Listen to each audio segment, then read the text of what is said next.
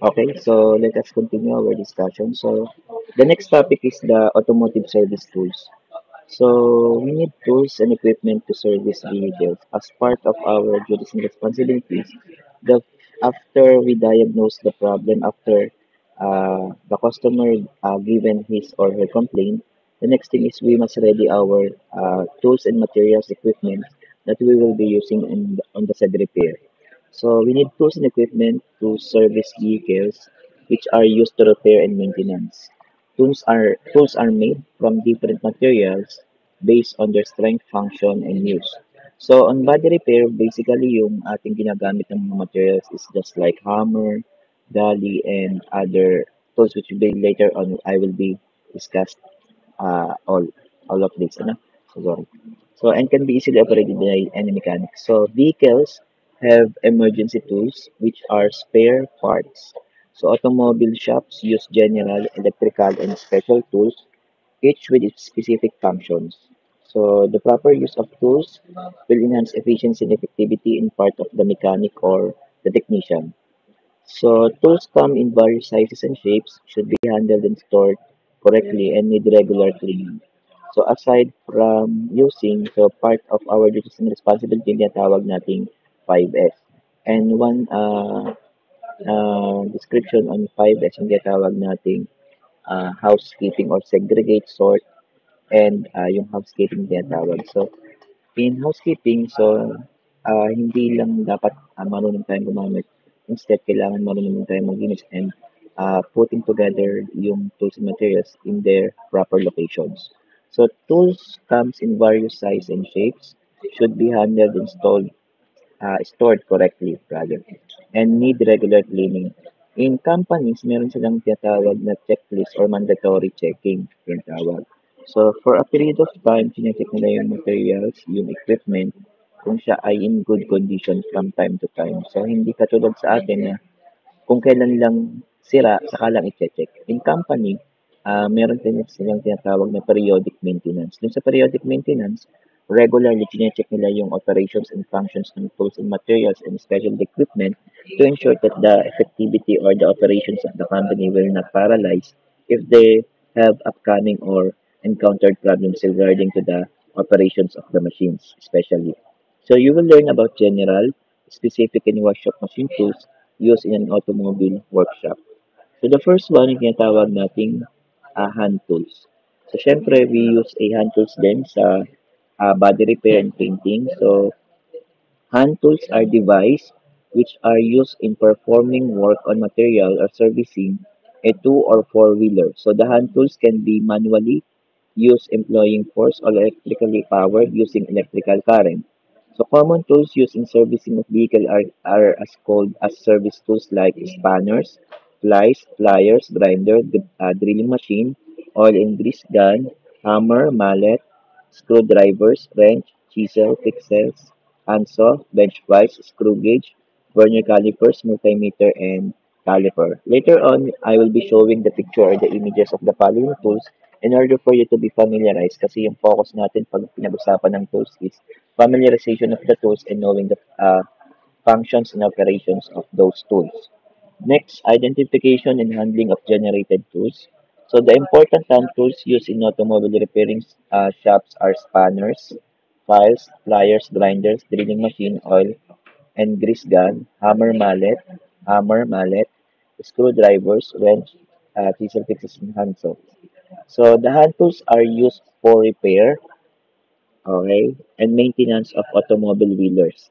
So if you visit any automobile shops or two-wheeler service station, you will observe that the hand tools used by the technicians and mechanics. So the details of the important hand tools will be given here on or will be discussed here. So first, let us discuss about metal body tools. The first one is the hammer. So under hammer, we have the dinging, the pick, the topper, and the roughing. So ito yung ating mga images. Ito yung ating dinging hammer. We have the pick hammer, the topper shank, we have the roughing hammer, we have the wood mallet, and we have the offset cross pin. So as you can see, ang pinagkaiba nila yung kanilang faces. Merong malapad, merong pa-curve, merong patilos, depende sa kanyang application. So let us first discuss one by one. The first one is the dinging hammer. Okay, yung dinging hammer, as you can see in the figure, it is a general purpose hammer to use on a to use for use on any body panel. So it has a 1/3/8 inch square face and a 1/9/16 round face. So meron siyang isang square face ito and meron siyang isang round face. Okay? So ang size ng square face is 1/3/8 and then yung isa naman 1/9/16. So approximately ang diameter or ano niya ay more than 1 inch but less than 2 inches. Ano? Kasi 1/3/8 and 1/9/16. And is made from draft forged alloy steel which has been beat treated. Second, yung tinatawag nating thick hammer. Ito naman, thick hammer. So yung thick hammer natin, the painted shank of this hammer is used to raise small, low spots when cross-filing. Yan. So, it has a 1/9/16 round face, parehas sila ng size ng round face, and a curved shank tapering to a point. So, the bullet type pick hammer is designed for use on all industrial metal finishing and general ding work. Next, yung tinatawag nating topper shank hammer, letter C ito. So, halos similar lang siya. Ang pinagkaiban lang nito is square. Ano? So, ang topper shank hammer is designed for the latest metal bodies and fenders. It is used for reshaping all beads, moldings, headlamp insets, reveals, and louvers. It has a wide chisel face for rapid thick surfacing in large areas. Okay, next we have the wrapping hammer as you can see in the picture. So the wrapping hammer is a curved shank, richest place not accessible to hammers or ordinary design. It is a pound face which is ideal for working in an extra heavy gauge metal. Next we have the wooden mallet. Ito. So it is used for in connection with hot metal shrinking and for dinging soft metals such as aluminum, copper, and brass. It will not chip under ordinary usage. Ito yung pinaka-common, wood mallet.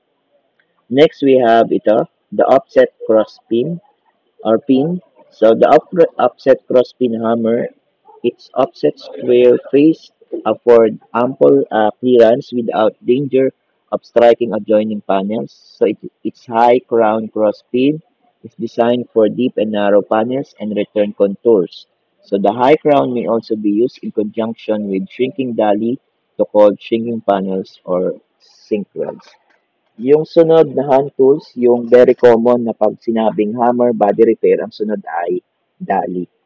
Okay, ang dolly, ito yung support mechanism for hammer when we perform dinging or striking operations on the body. For example, merong na-contour or merong lumubog na parts, so we use hammer and dolly. So, ang dolly is a support mechanism dun sa ating hammer. So, meron tayong tinatawag na heel dolly. Ito, yung letter A. Ano? Ang heel dolly is shaped like the heel of a shoe. Yan. So, round face on one side and flat on the other. So, it may be used on a general purpose dolly. Yung letter B, tinatawag nating high crown dolly. Ito, or the general purpose dolly. So, the general purpose dolly is a precision ground for which high crown contours is used in general body repair work. This tool is made from draft forged alloy steel. Kung may high crown, meron naman tayong low crown dolly. Ito naman, letter C.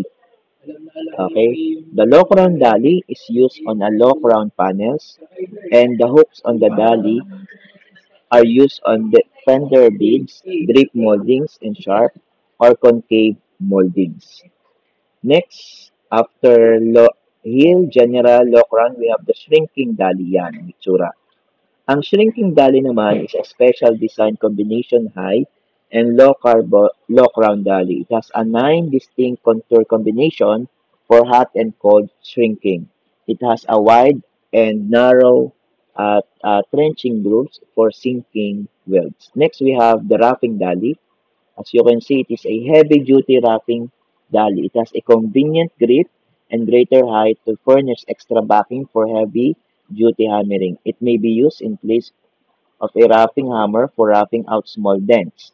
So, ang heavy-duty roughing dolly is had the lip at the end of its surface and is useful for reshaping under flanges. Okay?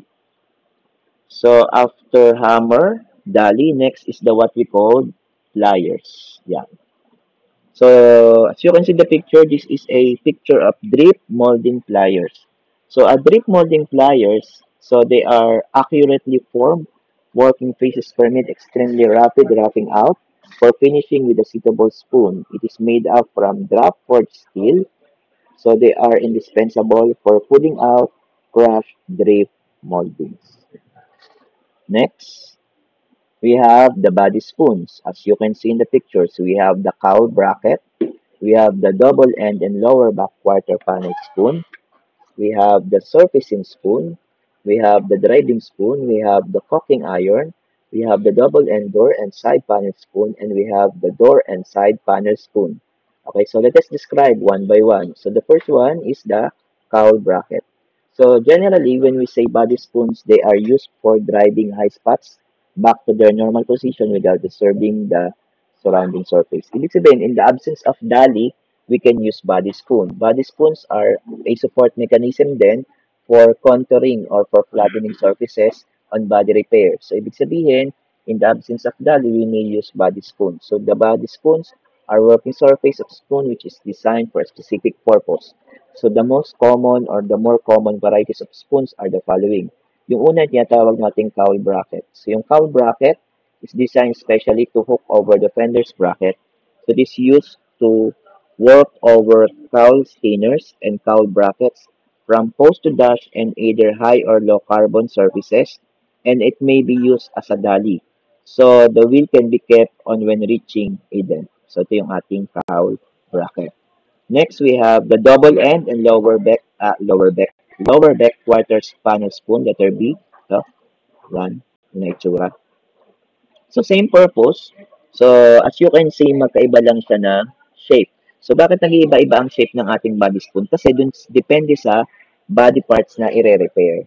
So, kung alin yung most applicable shape dyan, yun yung gagamitin for the repair ng specific parts ng panels ng sasakyan. So, it is used for removing dents or quarter panels around rear pillars. Yan, sa mga rear pillars. Behind inner construction and behind back panels. So, as you can see dun sa kanyang design, medyo nakaslant kasi yun nga, ang nire-repair niya. It may be used for removing dents from behind seals. Next, we have number 3, surfacing spoon. Yan, surfacing spoon. So, ang spoon naman is used for spring hammer operations with either the mallet or bumping hammer and surface finishing. It is used on fender repairs and on high crown areas. So, next we have letter D, driving spoon. So, the double-end heavy-duty driving spoon is a general-purpose utility with a variety of uses. So, ginagamit siya sa inside seams of front fenders, sa bumping top ng rail panels, sa headlamp housing, sa hood lowers, sa straightening and finishing drip molding and back panels. So, it may be used for general bising work, so lighting hinge pins, raising low spots, and for work around the ventilator in the cowl assembly. Okay? Next, we have the caulking iron, letter E. Ayan, caulking iron. So, you can see parang, tawag doon, parang leaf spring ang itsura, style. So, letter E, or number 5, a caulking iron is sometimes called fender beading tool. Okay? So, it is a special design double end, a heavy-duty beading tool used for straightening all reverse bead of fenders with no wire and turn under flange edges. So it may be used on return flanges or hoods and for aligning inner constructions on body panels. Its hammers pads provide a base for hammering operations. Number 6, yung tinatawag nating double end door and side panel spoon, letter F. Ito yun, double end door and side panel spoon ito. So, in double end and side panel spoon, its precision ground face makes it useful as a dolly block in direct hammering. It is designed to reach the heart to get places behind inner construction on doors and cow panels. Number 7, yung tinatawag nating special door and side panel spoon. Ito. Letter G. Ito. Door and side panel spoon. Okay, so under the special door and side panel spoon, the unusual length of this spoon together with its shape enables the workman to reach far behind construction and remove bumps from doors and trunk lids without cutting out the inner construction. Okay po? So that is body spoons. Yan.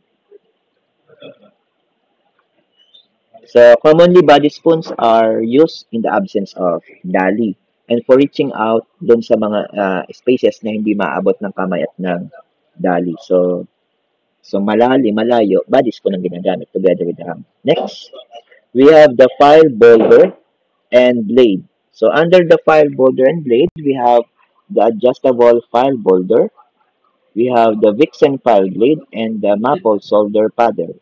So adjustable file boulder is tool quickly adjust from extreme concave to an extreme convex profile. It has a maximum utility for filing a wide range of contours, round over corners, upper and lower bracket panels, cows, hoods, and road trail panels. It is used for flat work high and low rounds on swift surfaces. So let us see the picture or images of this on Google. Ano? So i-google natin. Ako wala pa ng internet. So walang internet. So by and by siguro ito yung assignment ko na mapakita ko yung image niya and the letter discussion. Number 2, Vixen file blade. So this blade is detachable, sorry, from the holder and is different from any other type. So these blades are accurately machined with unbroken cutting edges about 1/8 of an each part. So each cutting edge is curved with the cutting edge on the convex side. So this blade has the cutting edges on each side and the teeth run in opposite directions of each other to allow the blade to be turned over when one side becomes dull and unusable. Next is yung tinatawag nating maple solder paddle. On maple solder paddle, this paddle is made from maple wood because it does not split uneasily as other woods. It is used to shape hot solder to the desired shape and it's used with motor oil, beeswax, or tallow to prevent the hot solder from sticking to the face of the paddle. So, itong tatlong ito, later on, I will be showing you the images when the internet will be restored. Okay po? So far, we will continue muna kasi wala pang internet. So later on, I will be showing the images of those tools. Okay, next. Nako, wala palang internet. Wala ata akong image na na-attach dito. Meron pala ito. Yeah.